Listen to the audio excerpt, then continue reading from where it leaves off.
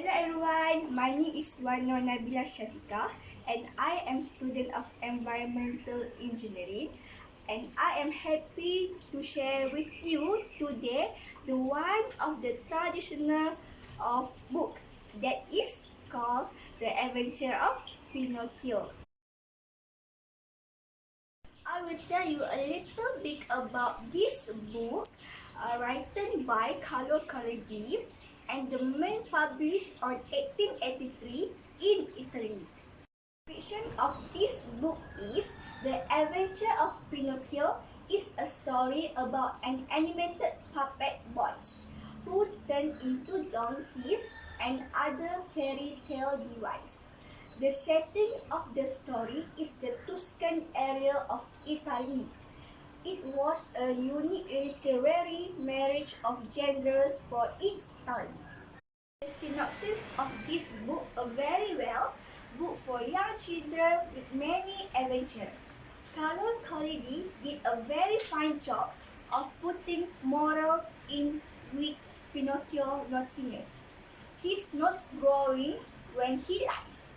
I recommend this book as a wonderful adventure, fast-paced, pleasurable book for children who need discipline.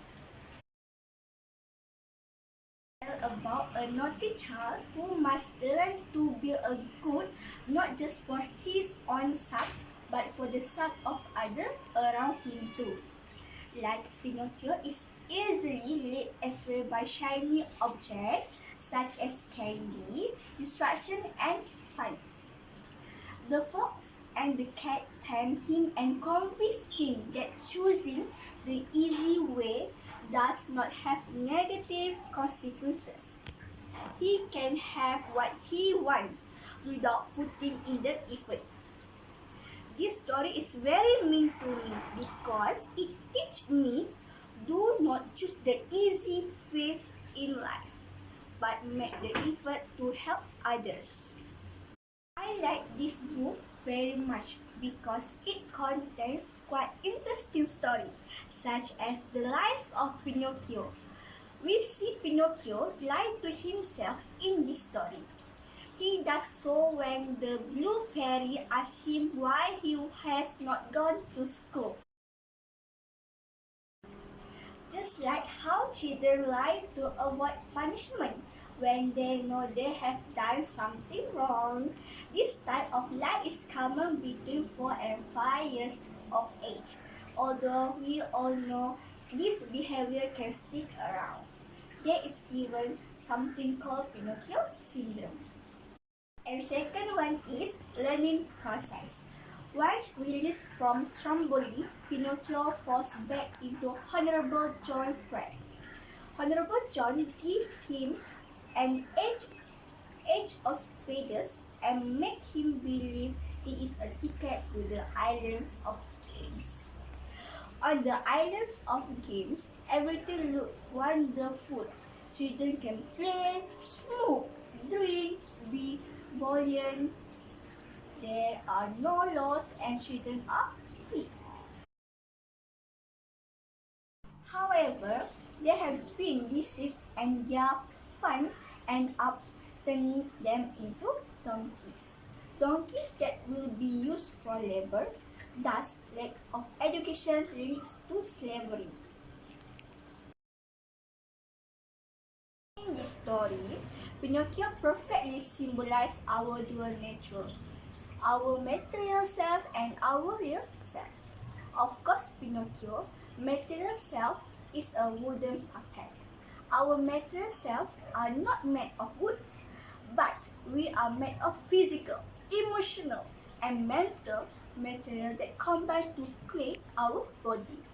This is the material self that you have come to know and love, complete with all its sensations, habits, like, dislike, thoughts, habits, and attitudes. But there is more to us than this body. Pinocchio transformed into a real boy after going through many trials and eventually learning to control himself and express his moves with tricks. Just so we have a real self that seeks to express itself self through a displayed material self.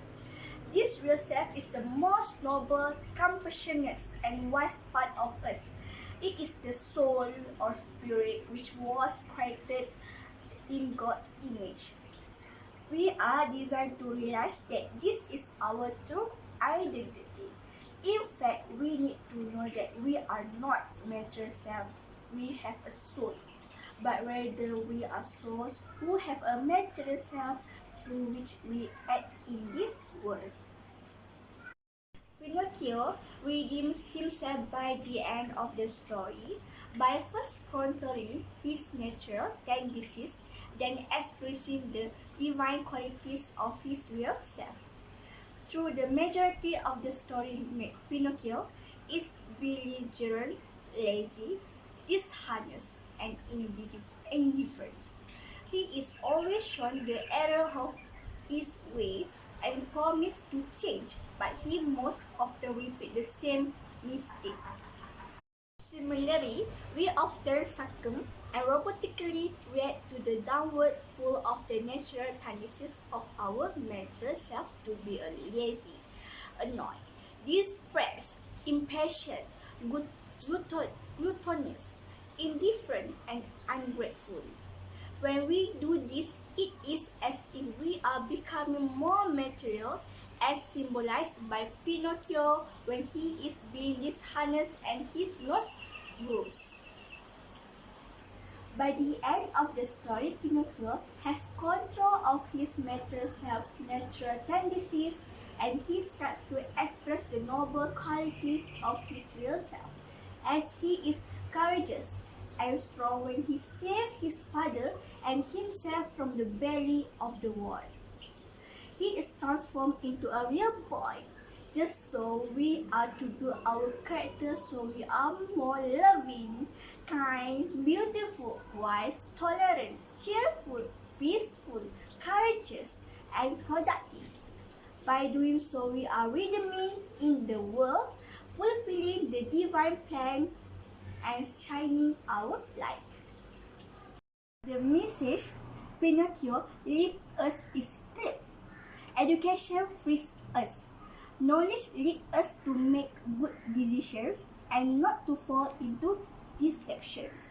Therefore, it is our responsibility as educators of the generations to come to raise children so that they can free learn to think critically and independently make good decisions.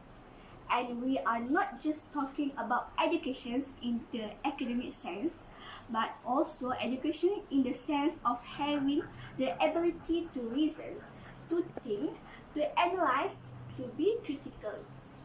Each child is unique.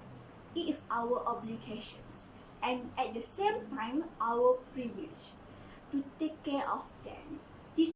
Teachers play a very important role, but so do teachers in the home. I recommend this book for children because this book teaches kids about being honest. Parents tell kids to be honest when kids wonder why they need to. The author used Pinocchio as an example of dishonesty and what happens when you are dishonest. That is why you need to be honest. Thank you.